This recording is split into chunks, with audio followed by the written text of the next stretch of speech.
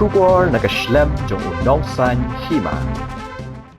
Presiden Barim ka Syria Bashar al-Assad. Ula Shah Pynrem da Jingïap hagayim bishar ka Syria hadian belatian bishar halor ka Shah pengat bu Donkti ka sen Shah don bor bat penshitom ben bat le ki kamrunal persha ki pat ba hagapor baja ka kenat kabala ne hadu khat sausnam hagatigari kabala penong bahadu da ki million ngut ki Briew ki layap ki Shah Pynrem da Jingïap ki kentup ru upara jong Maher al-Assad ubadi unong yalam Barim jong kishipai ka Syria nangta bakha jong Atef Najib ubadi ukledo ka political security branch hakapor basenshar Assad hausnam aja khatway nagdaw ka Donkti banyalam ban penshitom ben yiki Briew ka balwan raru ya kathma kampo yeng hakatigari ka yeng bishar ka loong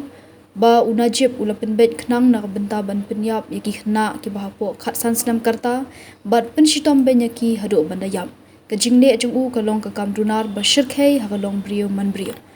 kayang kasem jong Assad kalaphet na Syria sha Moscow ha ubnai no pra arajar arpusaw hadian balasan shar ya ka Damascus da ka kinhun Islam hadian wa sarkar Assad kala khlamno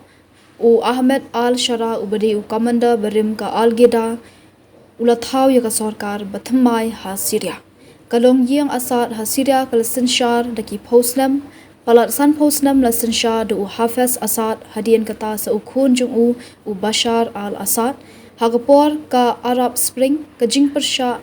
ya ka sarkar basenshar Assad kalaja kalengkari ha usnam aja khatway kabalani ahdu khatlai snam bat ka jingdon ki bayap kalakot da ki million ngut ki Briew kat kum ka kaipot ka Syrian Observatory of Human Rights kabor senshar Assad kalapendan kam bakla ya ki jing kenat habdeng ki kinhun banne hagabor senshar kabala pendong ya kecing kenat kabathamai ha Syria persha ya ki kinhun red pat wat habdeng kicin kular baginong yalam bathamai jongkari kenyada ya kalawe ka Hima sima ha Syria kabakenthop bat mikmat ya baro ki jat ben Briew jongka